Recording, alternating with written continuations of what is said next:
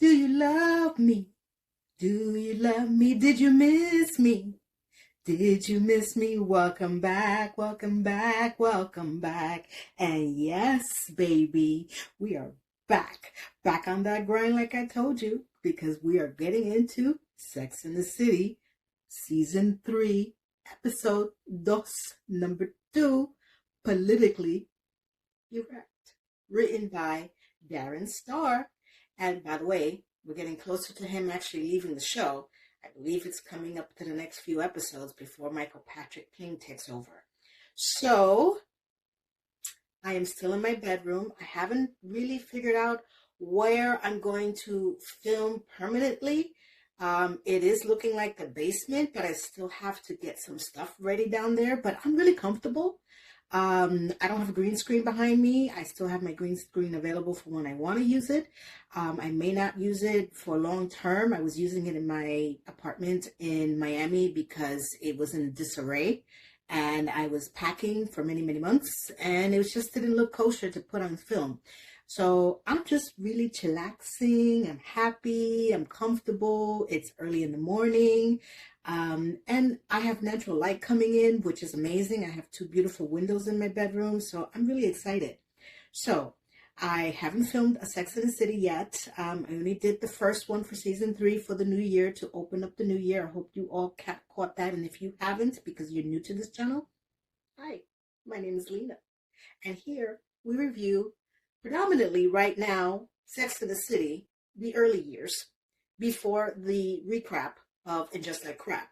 I actually recapped the actual recap of recap, also in my playlist, which you will see at the end of the video. If you are new to the channel, I hope you go and check it out.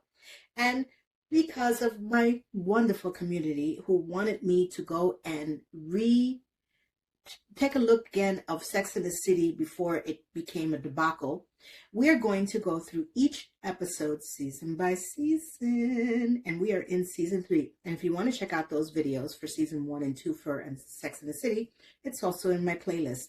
I hope you take a gander at it, and I hope that you do one more thing. Subscribe. Yeah, baby, we're back. So here we are, Politically Erect. Season 3, Episode 2. We open with Carrie, who is dating a politician who is the actor John Slattery, who is relatively attractive. I do find him attractive. I don't find him particularly attractive. I don't want to say attractive. I don't feel the chemistry between Carrie, the character, and Sarah Jessica and John Slattery in these 2 only episodes that we really get to see him in. I think he's much better suited in Mad Men and also in the Marvel movie where he is Iron Man's dad. So I kind of followed him from there, and I had forgotten that he was actually in Sex and the City, but there's so many guest stars that come through the show. It's pretty phenomenal.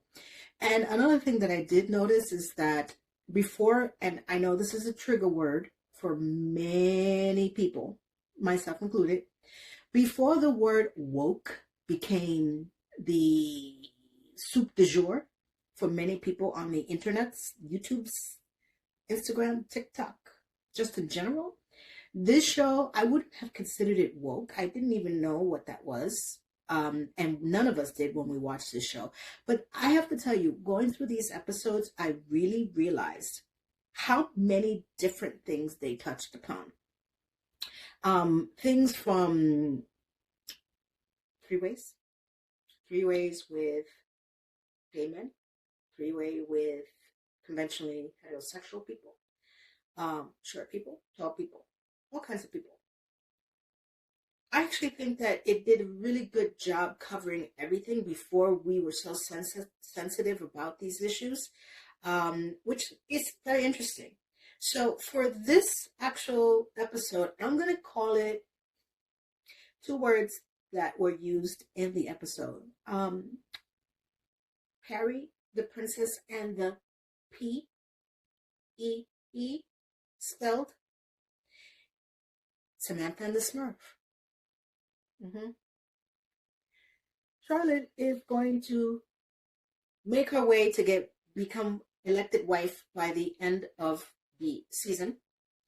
come high holy hell. And Miranda gets an offer to go steady, like in the 1950s. That's the gist of this episode. Let's get into it. We open up with Carrie narrating that she's been dating a politician for 3 weeks now. And she is doing a spin on Jackie O, the early years. Now, this outfit is very nice, especially considering some of the outfits that we've seen her, not just in this actual show, but in the recap. I like simple things like that. And she is following the politician around as he makes his way through the different boroughs to try to get elected for city controller. And, one of the outfits I disdained, even to this day, is that stupid freaking flower that she consistently has put on her dresses. I never got into that phase. I didn't understand it. It looked horrendous. Even back then in the early 90s, I just didn't, it wasn't my thing. And she's wearing it, and she does wear it in the movie, and I believe she does a spin on it again in the recap. Though I try to block that damn show, but I could be wrong. But I think it makes a comeback, or she tries to make it a comeback. It was never a thing. And I'm going to be honest with you, as a New Yorker, back then, I didn't see anybody wearing that. Not in the streets. I think it was just something that was, I could be wrong. I wasn't walking around New York City doing all the walking and looking at people. I could be wrong. But I don't recall it being a fashion statement as much as she tried to make it in the show. If you were a New Yorker back then and you were doing that or you saw that, you let me know. Because I don't remember any of that. Thank God. Okay? So, the scene where they try to connect her and the politician is in her bed. It's in her apartment. And, they're making out. Blah, blah, blah, and I just don't feel that chemistry. Not that they don't, I don't feel it. And he is like insisting of where the bedroom is, and he picks her up to take her to the bedroom because, apparently he can't find it in this big mansion that she's in her studio apartment. And, suddenly we get this vision of her on top of him, and she says she got her political consciousness, awakened at that moment. Okay. Thank God he doesn't last throughout this entire season because, no for me. The next thing we have is Miranda is walking with Steve, and Steve has decided that he wants to go steady. He wants to have a committed relationship with Miranda. If he only knew the road it would take him down so many years later. Excuse me, people. My apologies. I hate coughing on screen, but I'm not going to cut it out. So as they're walking and talking, and he's like, what are you doing this weekend? And she's like, I don't know. And he's like, oh, well, do you have a date? And she goes, if I did, I wouldn't tell you. And I'm like, because back then we didn't know what was going to happen. So I thought it was kind of endearing that Steve would want to go steady. And he wants to be exclusive with Miranda and, words that most women, not all, would love to hear. And of course, Miranda being Miranda, it's not the words that she wants to hear. So she kind of resists him. And, as he's making his declaration of love, exciting, and oh boy, come aboard, I'll stab you, it's love. Miranda style. My voice is cracking. My apologies for my lack of singing prowess today. So it's early in the morning. Give me a break. I've only had 2 cups of coffee. Give me a break. So she's like, oh, well, yeah, let me think about it. Words that will come back to bite her in the ass? Yes. Words that will come back and bite him in the ass? Yes. Do we remember any of this back then? No. That's why we're revisiting this debacle of relationship because, this is where it all started for Steve. I still don't understand why he thought that she was the one. I just don't. I think that he should have been the one for her. How she's the one for him, I guess we'll investigate as the time goes on. Now, we get into one of my favorite scenes where the girls are all together. And this time they're not in the diner, they're outside, which is great. I like that they changed things up a little bit. And they're talking politics. And when I tell you talking politics, as probably as lightly as I will ever talk about politics on this damn YouTube, because I don't want to get into politics. It's just not my thing. I don't want to do it because no matter what I say, I'll piss somebody off. And at this point, it is what it is. Okay? Feel how you feel. So when I say talking politics, one of the main things that they're talking about, especially in Samantha's world, is, well, let's start with Charlotte. Charlotte is very excited that Carrie is dating a politician. Not because of the politics behind it. It's because she's going to be able to have access to all the men that she deems appropriate to run to, literally, and attack, because she's going to make wife at the end of this year. And why not do it on a political spectrum? Because, that's just Charlotte, and we all accepted that that's what Charlotte does. Great. So she's happy that she's dating a politician because she's going to have access to the politician's black book, for lack of a better word. Now, one of the other people that we love is Samantha. And Samantha feels that, she's always voted for someone who's attractive because they make better politicians. Are you shocked? I'm not. Is there some truth to it? We're not talking politics on this damn episode or channel. So that's Samantha's version of who she votes for, And now we have Miranda, who, of course, is probably the most middle-grounded person in this entire episode, I guess, when it comes to politics. She wants to know who is the person what are their beliefs? Who are the people in your neighborhood? Who's doing this? Which is what I would do. I don't relatively think of someone as attractive or unattractive when it comes to that type of, forum. I want to know, do you believe in what I believe? And do you want to go against or for what I want? So, Carrie. She's sleeping with him, so that's enough for her. Seriously, I swear to God. I don't really know where she stands in this, in what he believes in or what he doesn't. She's sleeping with him, so she's good to go. So as they're roundtabling why they feel that, politicians should be elected, and Miranda's statement to Samantha is like, I don't believe that it's about looks. They're just chatting, and that's it. Now we go into the separation of the arcs, because we haven't met Samantha's Smurf. We haven't gone through what steps and levels Charlotte will go to get her mans. Because that's coming up right now. So we have the intro. We have the understanding of where these people are going to go afterwards. Let's get into each and every one of them and their arcs. So you know what I'm going to say next for all the people who have not heard this in a while? Take the scene number 2. I could be wrong. I could be 3. Probably number 2. Now that the girls have finished their political lunch, pun intended, we have Miranda and Carrie walking down the avenue. And as Miranda explains to Carrie that Steve has asked her to go steady, exclusively, which is kind of cute in its own way. She has her reservations because, not that she's dating anyone else, she doesn't want to settle by default to Steve. And of course, Carrie is like, well, I wouldn't say that to him.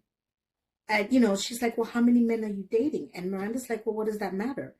And this seems more of I know this is horrible to say, but I feel like this is more of a conversation for a man to have. I don't know many women who feel this way. I could be wrong because I don't know every woman in the world, but it was just kind of odd when I heard it back then, where guys feel that they don't want to just agree to be exclusive with a woman because they don't know if a better one is going to come down the next bus stop. Let's put it that way. So I thought it was interesting that they flipped it and they put it towards a woman's perspective, which would be Miranda and her reservation to be with Steve exclusively because she doesn't know if someone better is going to come along. Oh, sorry. Did I say that out loud? Mm-hmm. So, this whole scenario starts to work out where I found this to be most jarring now as I watch it, because it dates the show really well for people who don't know what a payphone is anymore, because I haven't seen a payphone in New York City a good amount of time. So as they stop and, Miranda's still giving Carrie her spiel about why she feels that she shouldn't, just jump into a relationship with Steve for some godforsaken reason, which I found odd, and I can't remember if it's because she didn't have a cell phone at this point, or there were no cell phones. Well, there were cell phones, but they may have not been in use as frequent, which I do recall that. Carrie starts off to make a phone call. To whom? I don't know. But when I saw that payphone now, I was like, holy crap, a payphone. And the germs and the level of disgustingness that we've endured ourselves when we used to stop for a payphone is unreal, because I would not put my mouth or my hand near a payphone today if you paid me to do so. I just wouldn't. It would have to be completely disinfected. But back then, it was something that we all did. I remember running around. If you found a dime, listen, a dime used to be, I actually think payphones were a nickel at one point. I think when it came up to, I remember it being a nickel. Anybody remembers this? Let me know. And if you found a nickel in the street, especially as a kid, you knew that you had accessibility to a payphone. And it was the biggest thing in the world. And then it was increased to a dime, which was still not too hard to find if you were looking in, on the floor of the street. Yes, we did. Okay, people would drop coins everywhere. You were like, okay, I can phone home like E.T. or I can phone somebody. And then it got increased to a quarter. And that was a little bit more difficult to find, but it was not impossible. I don't remember anything after that. I think it stayed at a quarter.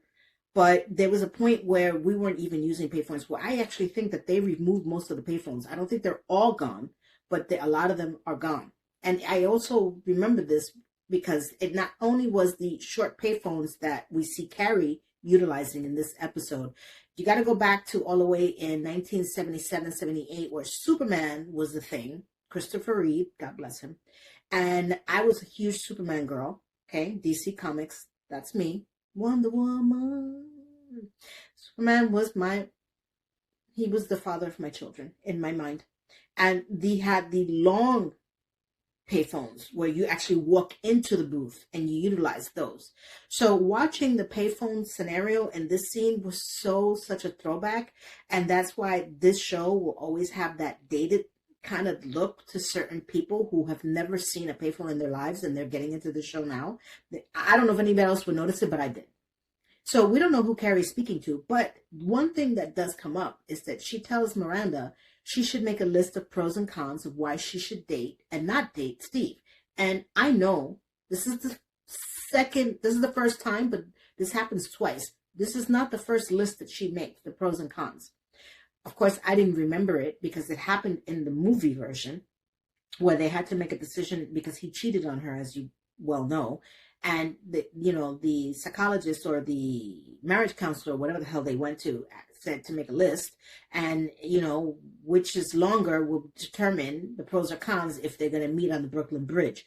When I saw this one, I was like, my God, this woman has been making a freaking list to be or not to be with Steve since the beginning of time.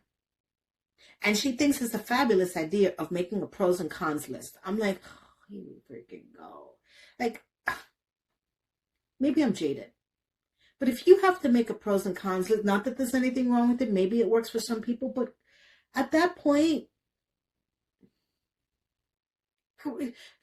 drop a comment below. Do you think it's feasible to want to make a pros and cons list at that point in juncture, of your relationship or the ability to be in a relationship? I don't know. Maybe it's just me. I could be going crazy. I don't think it's cool. I made a pros and cons list of why I should stay at a job and why I shouldn't. And that should have given me some indication of why I need to go. So that's how I feel about it. Like, if you have to really sit down and think about it, then there's something deeper that you're not really understanding, that you feel that you need to make a pros and cons. Because there's pros and cons to every relationship, right?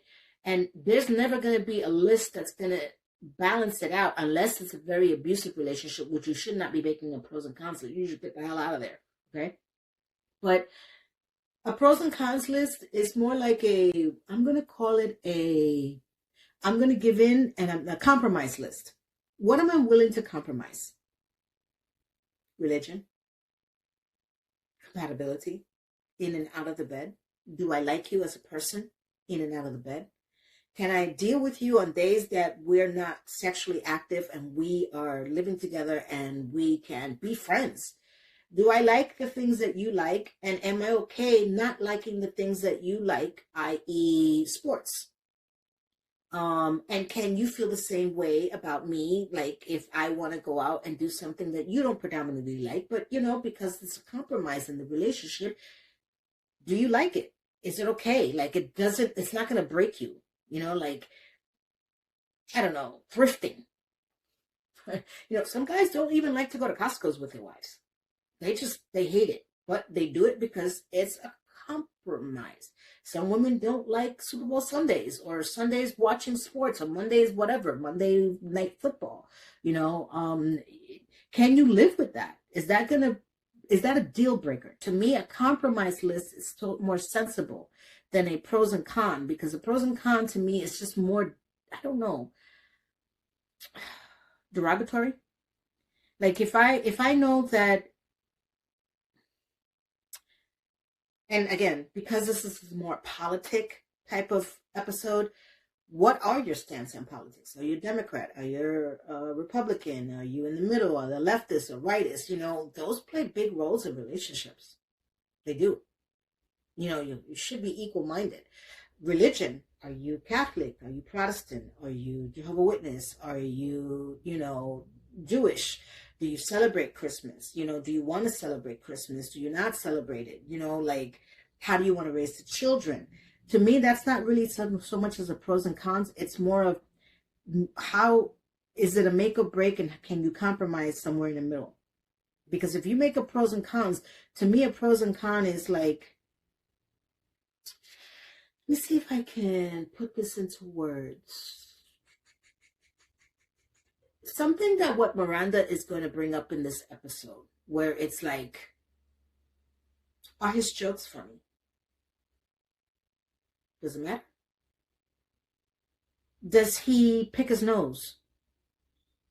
That's disgusting. That's a con. You get what I'm saying? Like, does he have good hygiene? That's not a compromise. That's a con. I hope I'm making sense of what I'm saying. It's like there's certain things that is definitely on a pros and cons list. Hygiene. I have a thing with hygiene. If you don't take care of yourself, I'm talking about all body hygiene. Underarms, brushing your teeth, bathing, wiping. That is not a compromise. That's a con. I'm trying to think what would be considered a pro. I don't want to say being romantic, but being sensitive to your significant other's needs. That should be on a pros list or a cons list.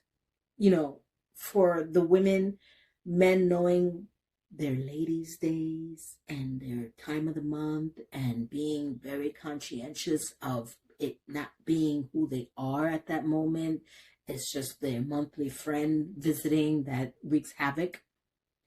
And for the women, letting their men enjoy their men time, their downtime, their gaming, their sports, their, because men also go through menopause every month. Y'all know what I'm talking about. Being sensitive to that, that kind of thing to me is very different than compromising. So someone that's equal-minded like that. I hope I'm resonating this correctly. So for her to make a pros and cons list to be or not to be with Steve, okay, we've been down this road before. I'm not even going to go there again. Right? So she's decided that she's going to make a list because it sounds fabulous. Really? Are we doing this again? Yes, we are. Next thing we have is that the politician is throwing a soiree, and I think it is an apartment. I'm not sure if it's Charlotte's apartment. No, it's not. It's somewhere. It's an apartment. Very nice. And the girls, no, it's all four of them. No, less Miranda. It's Samantha? No, I'm wrong.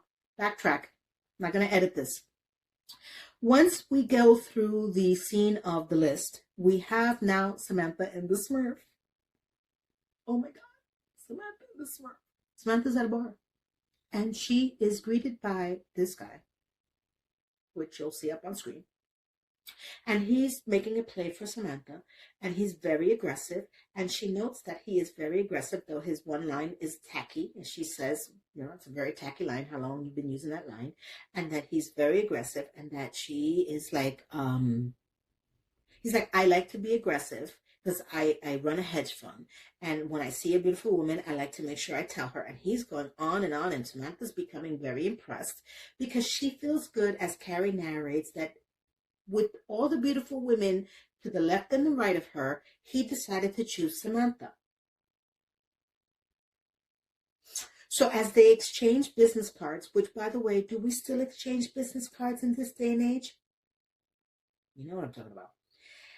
He's the head of a hedge fund. She's impressed. He sees her business card. He's impressed that she's in public relations. And he's like, would you like to have dinner this Friday night? And she says, that could be arranged. And as his beeper goes off and he has to leave to make a phone call, beepers, he says, okay, I'll give you a call Friday night. And he gets down from the stool that he was sitting on, and he is this big. And Samantha is in shock because she didn't realize, of course, that he was on the stool and that his height was not perpendicular to her vision of him. So as he shakes her hand and walks away, Samantha looks at him and she's in complete shock. She had no clue what the hell just happened, and neither does anybody else. This is what I'm saying. This show really touches upon so many things because I never even considered that. And I'm going to tell you something.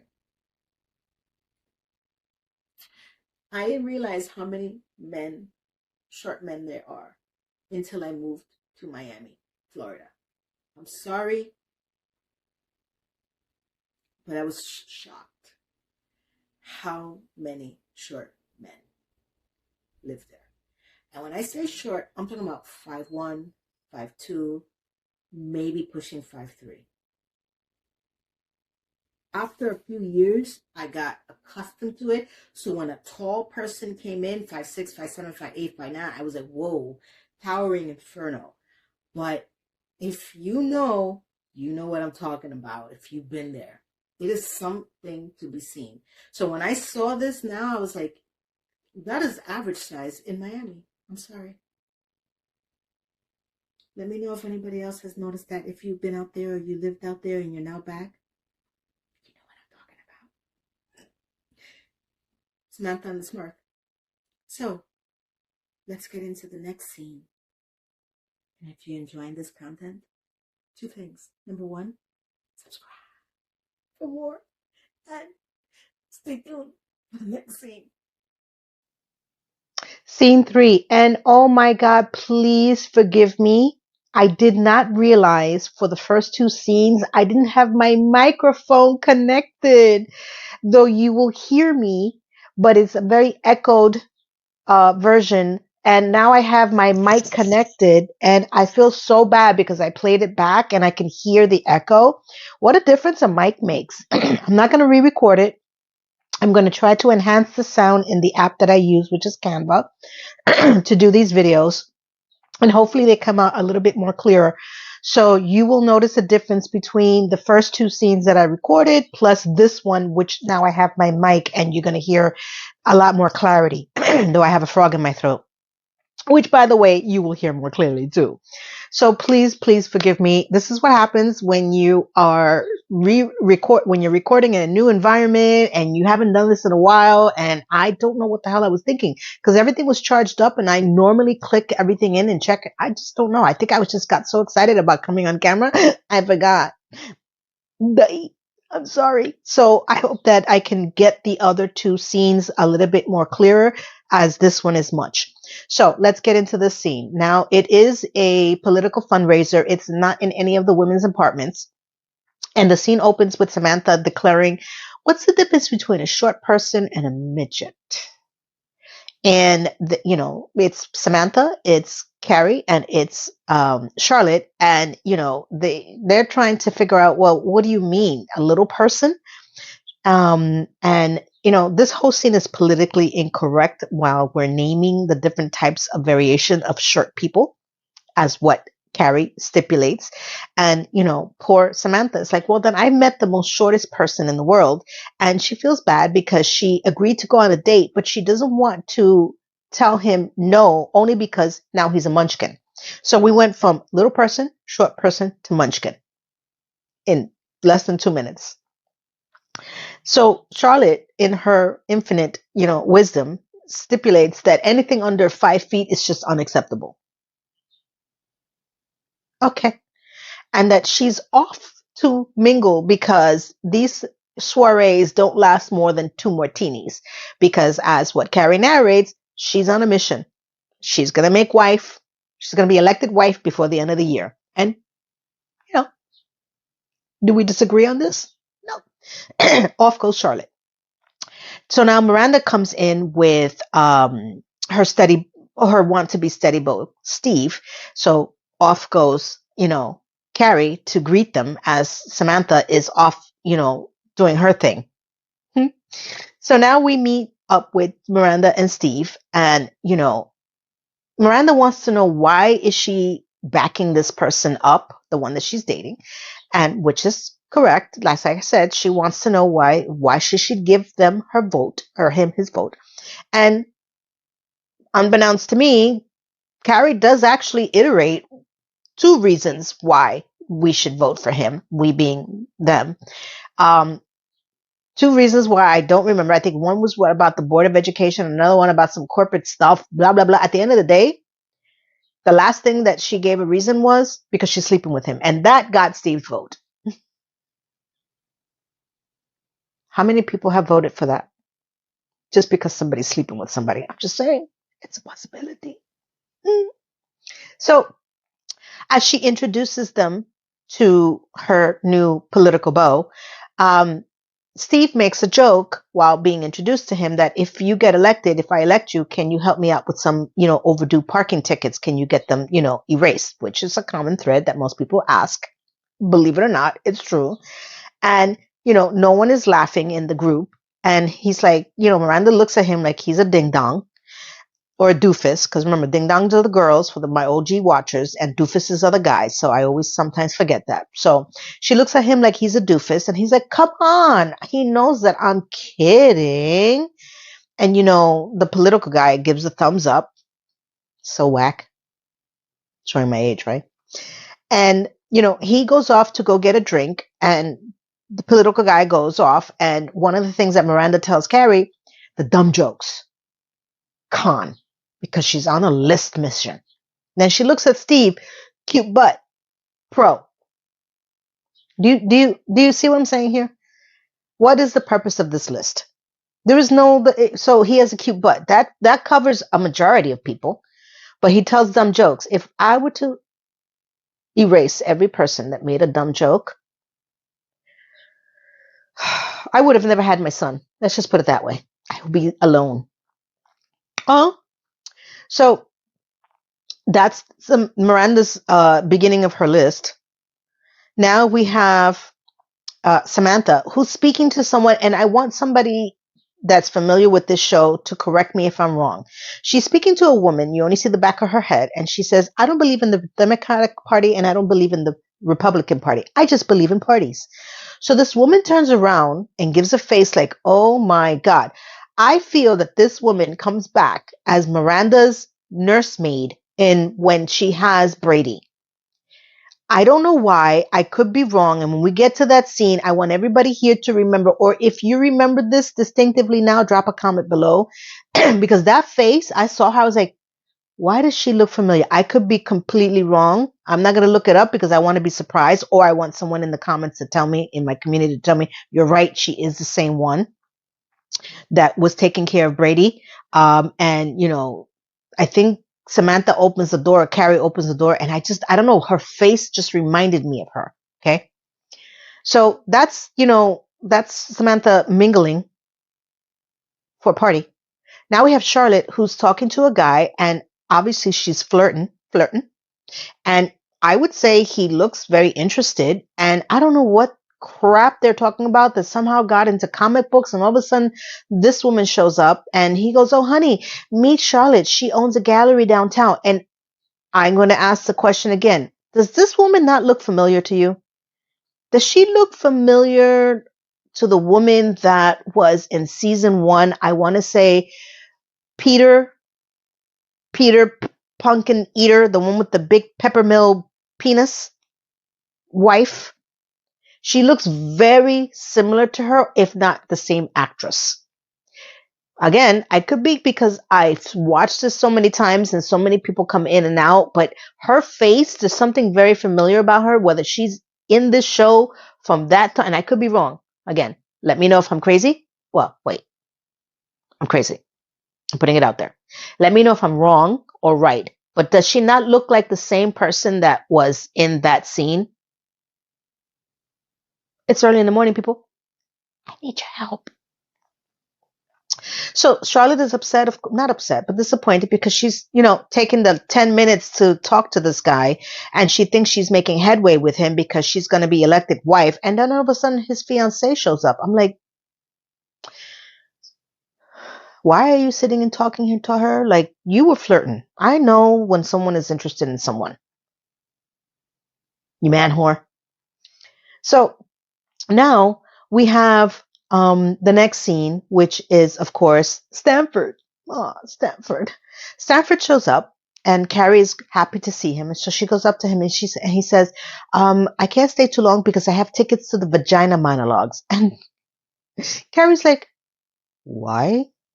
And he's like, just because I don't eat doesn't mean I cannot hear the specials. First of all, has anybody gone to see that show when it was out, the Vagina Monologues? I never saw it. It was never interesting to me. I have one. I don't want to see my monologues. I'd rather see the penis monologues. I'm sorry, but it's true. Like, I never understood. I could be wrong. Maybe one of you guys have actually watched it and went to see it, and it was great. It was never something that I was interested in going to see. It's like, I know a lot of people like the show The Office. I never seen an episode of The Office. Why? Because I worked in an office. I don't want to see an office. I want to see something that's completely different from my environment. And that goes for down there. Unless you are coming up with something completely spectacular that I'm not aware of. I have one. I know how it works. I know how it doesn't work, and I don't want it. So just go away. Is it just me? Let me know. So as they're speaking to each other, Stanford and Carrie, the campaign manager of the politician comes up and says something to Carrie that she needs to go and do something. And Stanford is intrigued, and he's like, who is that guy? And she's like, that's, his campaign manager. He's like, introduce me. And Carrie's like, how do you know he's gay? And he's like, I've seen him rollerblading on 8th Avenue. Okay, so now I need to throw it out to you guys. Gay or not, what does that mean? Is there a certain way that people rollerblade that you can distinguishly tell if they're gay or not? And I'm asking this seriously because that threw me back then. I was like, is there what does that mean that you've seen him rollerblading on 8th Avenue and you can tell he's gay? Someone in the comments, if someone that understands that reference, please give me a descriptive explanation of what the hell that means because I'm going to be going to Central Park. I want to know so I don't waste my time because I've never seen anything or heard anything like that. And I am very naive to this. Like I would have loved to understand what that meant. So if you get that reference, explain me, Lucy. Explain me. Okay. So poor Carrie is like, oh God, now I have to be, the pimp, the first lady pimp. So she caters to him, and I go back to compromising. It goes for friendships as well, not just relationships, as friendships as well. We do things for our friends, and sometimes that we have to compromise. You see what I'm saying? Pros and cons, compromise.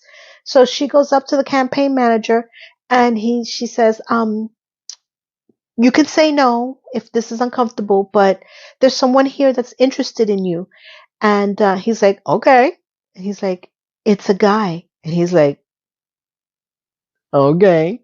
And I guess Stanford was right. He's gay. And come shock Carrie. I was like, okay. And she's like, who is it? It's the guy behind me. And he's like, the blonde with the arms. Of course, they put Stanford next to, an Adonis. Come on. And she turns around. She's like, blonde with arms. She's thinking in her mind. She goes, no, no, no. She turns back around. No, no. It's the bald guy with a nice personality. Now, why would you say bald? Can't you just say the guy with the glasses? Doesn't that infer that there's something vehemently wrong? Like, you don't have to say he was bald. He's not technically bald. He's balding. But she could have easily said the one with the glasses and the pink shirt. But of course, the campaign manager is like, do you know the guy, the blonde with the arms? Because he's more my type. She's like, no. So he's like, okay, no. So then as he walks away, she is thinking in her head, how is she going to not hurt Stanford? So as she walks back, she tells him he's not gay. And he's like, damn, I thought for sure he was. And that's what I mean. The things we do and say and how we approach our friendships and our relationships. Do we go all out and go ham on them and hurt them? Or do we find a way to not hurt them and we compromise in the middle? So there is no gaydom there. So that's it. No, that's not it.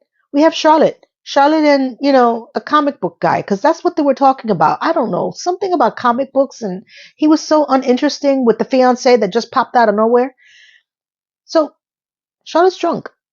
Make no mistake, Charlotte is drunk, and she's like, see, I don't understand how people meet these days, and it's just so a miracle that people like you can meet each other and fall in love. This girl has lost her shit. She is going to. She's like this.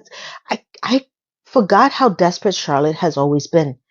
And she goes, and how did you two meet? Literally crying like that with the alcohol in her hand.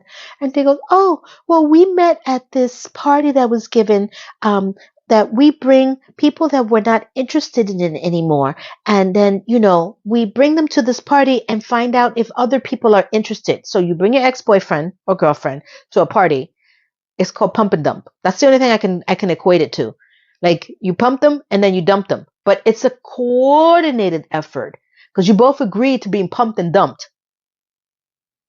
I have to say that I don't know if that party ever took off in the 90s because I've never heard, none of my circle of my friends, we all looked at each other. We're like, is that a good idea? I'm not quite sure how I would feel that I'm being told that I'm being taken to a party to be dumped and found by another person. So Charlotte's reaction is like, It's amazing. One man's trash is another woman's treasure. What? And I go back to what I said. This show has covered everything. You let me know if you've ever heard of this and if you ever attended one or this ever took off, because I clearly was in my own little bubble and I've heard of the speed dating. That was popular, but I don't know if this type of party ever really took off. I could be not in the know. You let me know because I don't know if I want to know about this. No, you know? Next up, the princess and the P. P E E.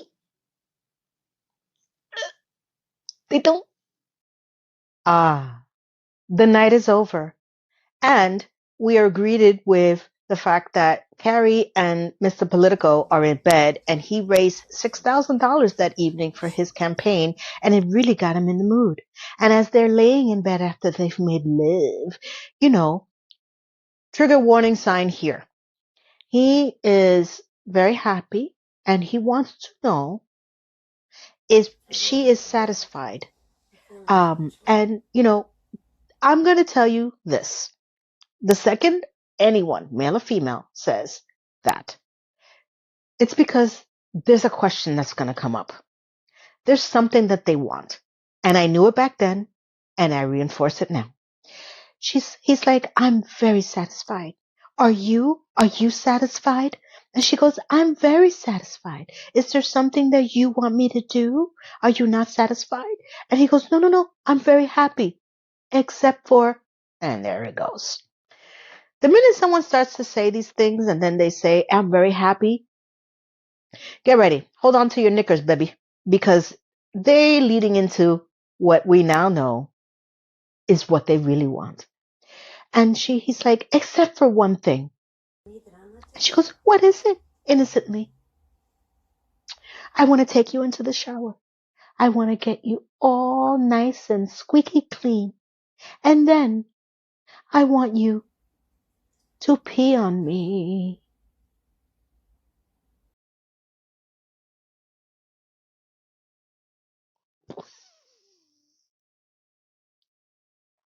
Because, you know, there has to be something wrong with anyone dates on this show. And I am going to full stop. That has never happened to me. I have never been asked that question, nor have I ever attempted to do something like that. And I would have flipped out of the bed and I would have been like, that's nice. Get out. Now, it doesn't mean that people don't enjoy golden showers. Hey, like I said, would this be from your pro and cons list, or is this more of a compromise? I'm going with pro and con because I will not compromise on this because it doesn't stop there. Because once you start doing that, and again, if you're into golden showers, good for you. Don't tell me in the comments. Please don't, because people can see this. But yeah, I'm gonna put this on the pro and con. Con. And as the shock settles in to Carrie of what he just asked her to do because he's very happy. Except he wants to be peed on. How do you just say this to someone you just met? I mean, that's to me it's like you're deep into the relationship when you go that far. Like you just go randomly have people pee on you. Like they haven't even been together. From what I understand from the beginning, 3 weeks. You haven't even been with her for a month, and you're asking to be peed on. Hmm? No concerns there. So the next thing we have is that the girls are going to go watch, I think, a movie. And Carrie is explaining what happened, and everybody's in shock. And then, of course, Samantha's like, oh, come on. If you really like him, go ahead and do it. I mean, you know, he's a political prince. I mean, sometimes you just have to, you know, give in. Of course, because Samantha is trisexual. She's tried anything at least once. And she actually thought that one time she peed on a guy by accident. And the guy probably just never even noticed. How do you pee on someone by accident? inquiring minds want to know. But when it comes out of Samantha's mouth, nothing shocks me. At least she said it was by accident. She didn't purposely try to go to shower him. And of course, Charlotte's like, please don't do that. And Miranda's like, yeah, no. And, one of the things that comes up is this party that Charlotte's going to bring up, that it's the pump and dump. I'm calling it pump and dump party because that's the only thing I can remember it being. I don't think that's what it's technically called, but it's a pump and dump. And that, she can, why don't you bring these people to the party? And Samantha's happy because she could bring the Smurf to pump. She hasn't pumped him yet, but she wants to dump him. And of course, Miranda's going to bring no one. Actually, she doesn't mention that she's going to bring Steve. So they all think it's a great idea. And the beautiful thing about this is that, Carrie, one of the words that she says is that Samantha's dating a Smurf and she's dating someone that has to follow the yellow brick road. This is Darren Star writing. He always makes these quick puns that makes you really laugh, and I'm going to miss this from him, I suspect, because as we get into the Michael Patrick King era, it's still good, but there's certain ways that Darren Star writes that ties the entire scenes together that makes you laugh when there's some storylines that are just so stupid that even as stupid as they are, they're freaking funny. So I laughed when I heard this. Okay. So now the next scene we're going to get into is the pump and dump party that Charlotte is throwing to get rid of or to find new love for people who have dated each other and have decided that this is not going to work. Let's take you to a place and we're all going to separate and find new beaux. If there's any money in this, I might do these parties. Why not? Seems reasonable. Seems logical. If everybody's in agreement, why not? Hmm?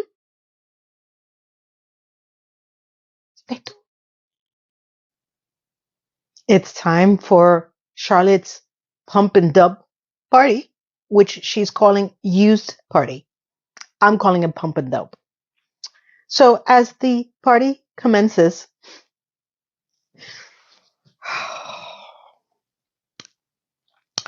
Carrie comes in with Stanford because she's bringing him. And, Charlotte is completely concerned because she's like, you brought Stanford to the party? She's like, yes, you told me to bring men that I'm not interested in. And of course, Charlotte's like, you're making a mockery of this party. Really? You think? It's a ridiculous party. So, because he's gay and she's not interested in him, I would have done the same thing, Carrie. 1 point for Carrie. Great writing, Darren. So, they're also greeted by Samantha walking in with her little person Smurf bow. And, this guy, the actor, must be really this short. Or they put Samantha in 18-inch heels. One thing has to give to another. Because as, he walks behind her, this is the first time they're meeting him. He takes off her coat and he is literally to her chest. And, as he walks away to put the coat away, Carrie's face says enough. She goes, Samantha's like, is he not the shortest person you've ever met in your life? She goes, yeah. This poor guy. As an actor, I wouldn't even know what to say because it was significant, the difference between height. And you have to be very confident in order to do this kind of scene or get paid very well. I'm sorry, but you do. It's crazy because he cannot be no more than 5 feet. Or again, they put Samantha in 18-inch heels. I don't know. Something's got to give. Okay. The problem is that the little person doesn't know the type of party this is. Okay. So as he goes to give the coat away and, Samantha is going to go mingle and she tells him to mingle as well, not realizing what is happening here. This poor guy, we have, Charlotte finally meeting someone that she feels that is her caliber. And she's talking to him, and he's talking about visiting Cuba, and that, you can visit it through Canada. And she's just so happy to meet this relatively normal person for her, in this party that she thinks is being successful. So she's happy as a pig in crap. Okay. So she's like, oh, this is working. Okay, great. So we got Charlotte mingling with her potential, husband of the year. We have Stanford in the kitchen, and we have Carrie that comes in, and not even. Carrie's smoking out on the window because she cannot stop smoking. Miranda comes in because she didn't bring Steve. She came in because she wanted to know what her options were before she commits to Steve. And the way you do that is go to a pump and dump party, because that's exactly where you're going to see your options. Someone who didn't want to be with someone brings them in order for you to see if you want it. If you really think about it, isn't that how we all deal with things? Somebody has an ex somewhere. So she's scouting the area to see if, she still has any options left. Steve, run, run, run far, run fast. Go. If he only knew. This was the beginning of their downfall. Okay? Y'all with me? You know what I'm talking about. Okay? So now we have, she notices Samantha's date because, he's significantly smaller than even Stanford that he's standing next to. She goes, I'm guessing that is Samantha's little friend. And Carrie's like, yep. And she's like, so how's the scouting coming along? She goes, not that great. These are my options. These are the people in your neighborhood, in your neighborhood, in your neighborhood that's been thrown out into the trash. People. So now, as the party commences, the little person, Samantha's date, is getting a drink for Samantha. And some woman comes up and says, this party sucks. And she tells him, have you met anybody? He goes, I'm kind of with somebody. He goes, no, that's what this party is about. And it hits him, obviously, that this is not a party that he was brought to in order to mingle. So he goes up to Samantha and she tells her, you brought me here to dump me? And she goes, no, not exactly. I just thought that you could meet somebody, your own size. But then, yeah, she's dumping you. And he's like, my own size? Honey, give me 1 hour in the sack and you would think that I am the jolly green giant. Well, let me tell you something. For a hedge fund manager and his aggression and his overall sense of confidence, I would invest regardless of his size, because he talks a good game. He's really a New Yorker in Wall Street. I'm sorry. The Wolf of Wall Street got nothing over the Smurf. Nothing. Nothing. Great. So she's like, oh, really? He goes, yeah. And as the narration goes to Carrie, she felt bad that she was dumping someone over height, that she figured, why not? Give him a chance. Because that's why you have sex with people. Why not? Give him a chance. So off they go to prove the point that every Smurf is not sized equivalently. Goodbye, Samantha. Now, Carrie is fed up. She walked around. She didn't find anybody. She goes up to Stanford and she goes, well, I'm leaving this party. There's nobody here for me. Got it. She's like, are you coming? He's like, no, because all these men are in their 30s. And if they can't find somebody in this party, there may be a little something for me. Now, back then, I thought it was ridiculous that, you're in a party, relatively straight people, heterosexual, that you were going to find someone that was going to be open to being in a gay relationship. Now, I totally see it's totally plausible. You never know. You just don't. So Stanford is trying to make his play. Doesn't ever prove that he's successful, but they show him trying to make a play. Back to Charlotte. Poor Charlotte. Charlotte is finally intrigued more by this man, and suddenly the ex that brought him has come over to say hello, and Charlotte's like, Thank you so much for bringing this amazing man to the party. To the ex. And the ex is like, yeah. Can I see you for a minute, please? And he's like, yeah, sure. Why not? And they go into Charlotte's bedroom.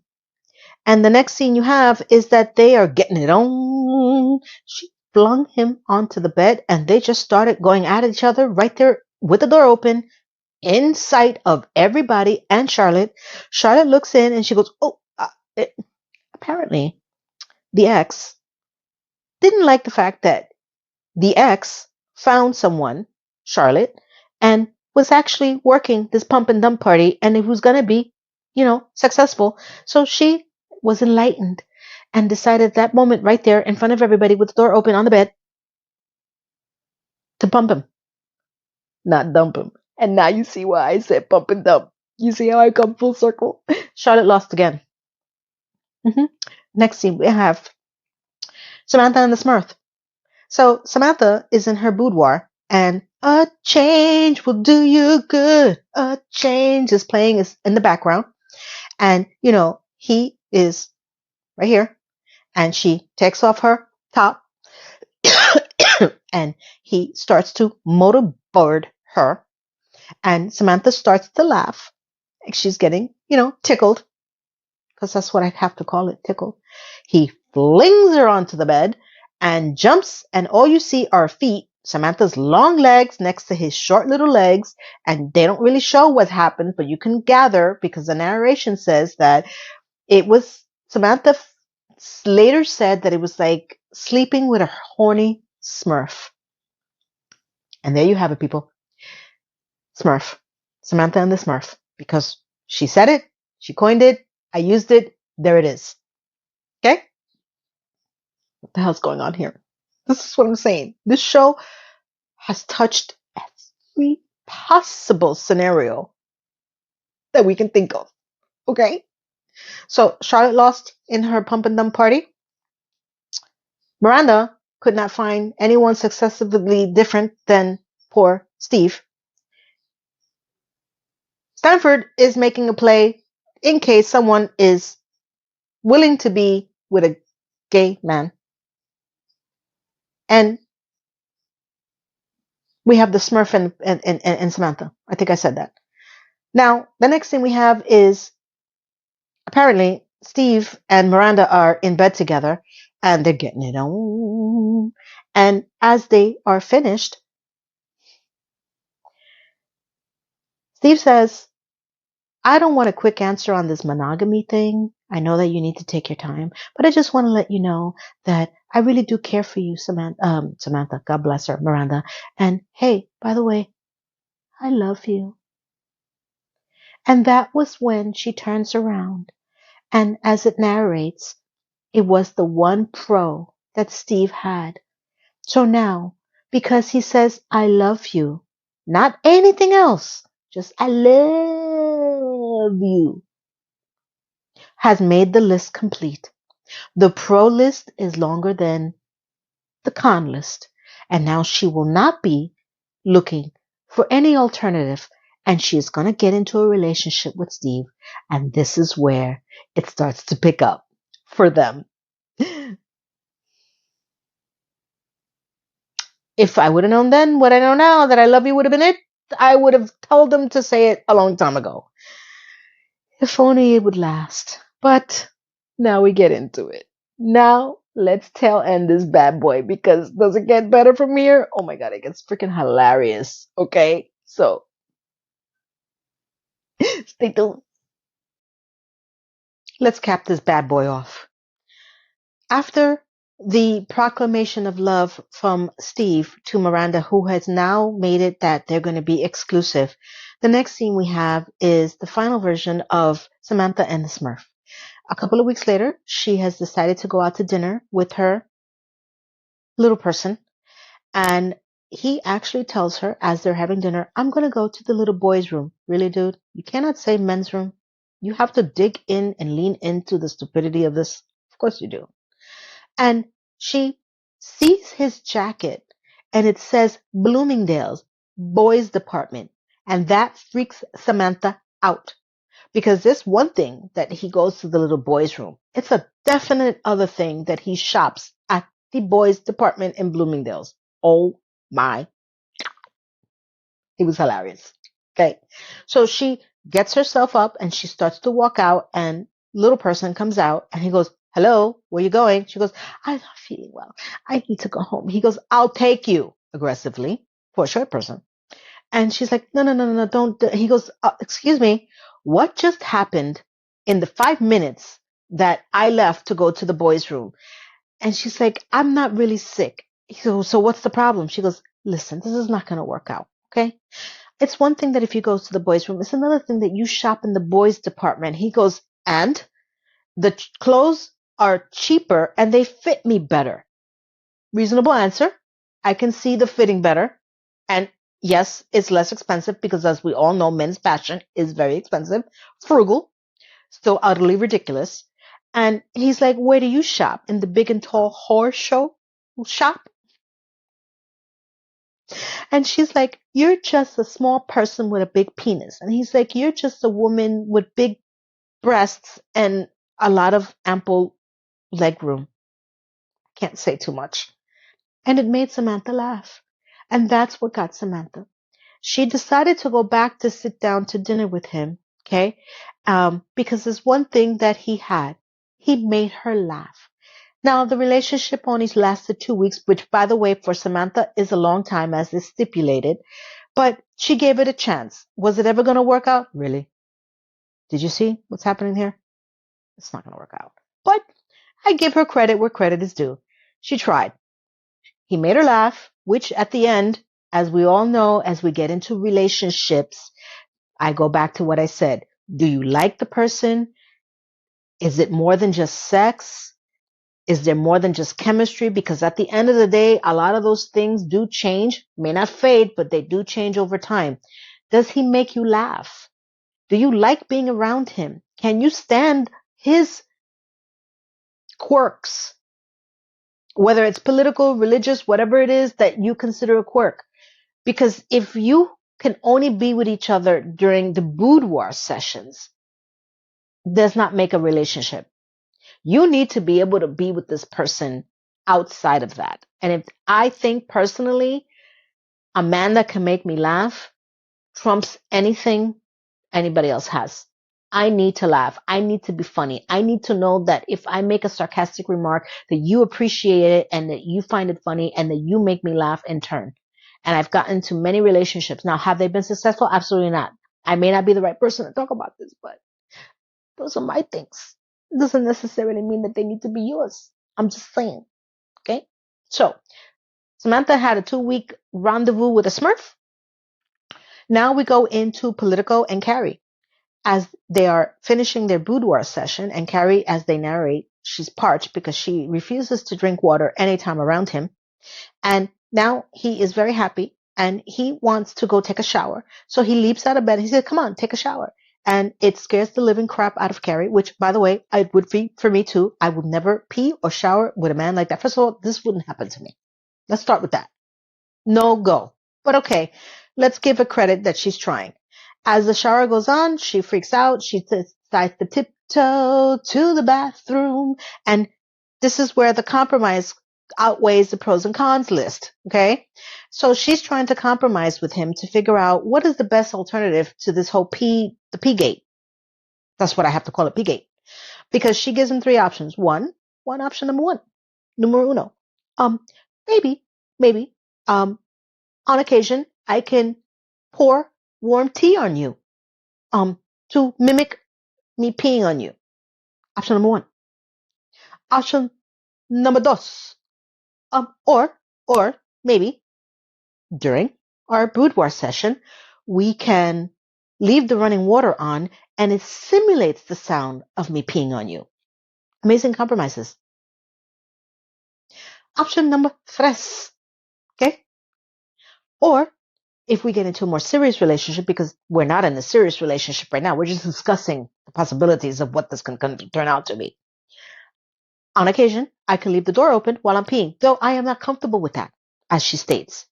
And, she's getting all riled up because she's like, yeah, that's not even going to be a compromise. I was like, no. Okay. But she's giving out options for her compromise on a pro-con list that it should be. Okay. He has the cojones, the bolas, the nerve to open the freaking shower curtain and says, I've been thinking a lot too. And a couple of my campaign managers have read your column, the one that says Sex in the City. And though they think it's cute, they do believe that he should not be dating her, with a woman who's writing about sex. And because so close to the campaign. Because that is the whole purpose of her column. It's Sex in the City. Right? Right. She gets upset and then she tells him, but wait a minute, you want me to pee on you? And he goes, yeah, but nobody knows about that. Really? You're talking to a columnist.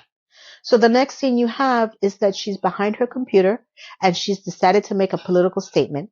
And she writes in her column, to pee or not to pee is the question, as he reads the newspaper and realizes that she is talking about him. Now she doesn't use his name directly, but he knows that you know, that we know, that he knows that you know, that we know, that everybody else is going to know. It's all about him. And that's how she caps it off. She has decided not to make a big deal about it, but write about it.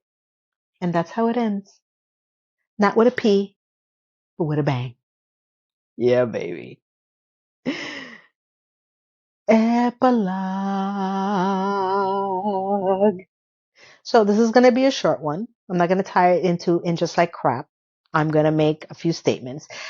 Like I said earlier in the video, I do remember now how in detailed and how many things that this show had actually brought up before we came into this whole diversity, woke, everything. I think that the newness of this and the going through all this process was pretty amazing for all of us who were watching it at the time without the whole woke agenda side of it, which I thought was interesting to see. And I appreciated that. And I can still appreciate that. And now also let me know what you felt. So you guys got to forgive me a little bit. So if you hear, if you hold on one second, hold on, don't go anywhere. Okay. So I had to cut it off because everybody's waking up in the house. And if you heard all that background noise, it's because I had to stop and just tell them to give me 10 more minutes to finish recording. So you guys don't hear the banging of the pots and the music and all that. So I don't want to keep them from what they're doing. So I just want to come in and say a few things. One, how do you guys like the new setup, the new natural light, the non-green screen? I'm liking it. I'm a lot comfortable. I like the setup. I probably will switch it around to different places in the room, in the house. But I'm constantly looking out this way because there's a window here and I see a lot of movement. And that's why if you see me looking, it's only because I can have the peripheral vision of looking outside my window. But I do like the setup. So tell me how you feel about this setup. Number two, it took me a little bit to get back into this because I haven't done this in a while, in almost a month and a half, as you guys know. So it took me a little bit to get back into the Sex and the City mode, into the narration, into giving you guys my perspective. So if it seems probably a little off, you're right. I am a little off. It's going to take me a little bit to get back into the swing of things. But as you know, the show is starting to pick up after here. And, hopefully I can get back into the normal routine. I'm figuring out what is the best scenario. Now that I have more time to do this, I'm figuring out what time I can do this that best suits everyone. So I don't disturb everybody in the house and that I can still have the time to actually get this done and bring it to you more frequently. So hopefully my videos will not be once a week like I was doing before. I'm targeting 3 times a week and throw in a vlog in there. So, I can get myself accustomed into my new routine and bring more content to you and bring a variety of content to you. I'm working on my podcast and how I'm going to get that set up. I'm looking to have it done by the end of March. So I hope you guys stay tuned for that as well. But for the next few weeks, it's going to be catching up on getting caught up on the Sex and the City, of course, because I've lost a lot of time. I wanted to end the 5 seasons or 6 seasons that we had by September of this year. And if I can crank out these videos quality videos that make you laugh and make you think videos, I can do it for you. So I'm getting excited again. I was recording the clips. I got myself done up. I started recording and I'm like, all right, I can do this again. It's weird when you take time off and you don't realize I was really grinding to get these out. And it, even though I've been working as far as moving and stuff like that, when you're not on camera for a while, you kind of like get adjusted to a new scenario. But I'm so happy to be back. I'm so happy you guys have stuck with me. And I hope that we bring in new viewers. And I hope that the change in format and the change of different things that I'm going to bring to the channel will make you guys excited and bring new people over. I hope you all are doing well. Thank you everyone for reaching out to me and checking in on me and asking how my move was doing and actually checking out my last video about my move. It was short, but it was, to the point. That's how I want to kind of do my blogs. I don't want to make it like an hour-long vlog unless you guys want to. It's up to you as well. But thank you, everyone. I want to first say I'm very, very happy. I'm very, very at peace. I was very stressed out for a long period of time that in one of my vlogs, I'll get more further into it of why all this has happened and the last 15 years of my life in Miami and why I had made the decision to come to New York, my home. Hopefully I can bring you more New York style vlogs as well because I'm going to go out and venture out. I miss New York so much, not in the cold, not in the freezing, not in the snow, which is happening right now. And how this life transition is made possible by the people that love me.